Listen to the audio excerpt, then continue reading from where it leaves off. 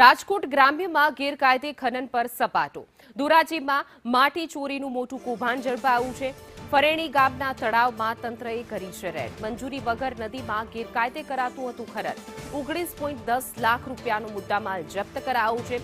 JCB machine અને ભરેલા ટ્રેક્ટરો seize કરી દેવામાં આવ્યા છે. તંત્રના આકરા પગલાથી માફિયાઓમાં ભારે ફફડાટ પણ વ્યાપી ગયો છે. પોલીસે તમામ વાહનો કબજે કરીને કાર્યવાહી હાથ ધરી છે.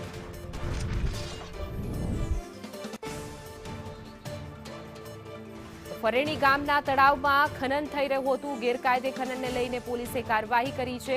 રાજકોટ ગ્રામ્યમાં ગેરકાયદે ખનન પર પોલીસનો સપાટો છે. ધોરાજીમાં માટી ચોરીનું મોટું કૌભાંડ ઝડપાયું છે, જેમાં ફરેણ ગામના તળાવમાં તંત્રએ રેડ પાડી હતી, જ્યાં મંજૂરી વગર નદીમાં ગેરકાયદે કરાતું હતું ખનન.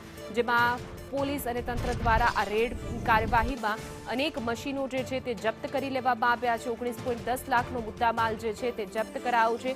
જેસીબી મશીન હોય, ભરેલા ટ્રેક્ટરો જે છે તે પણ સીઝ કરી દેવામાં આવ્યા છે.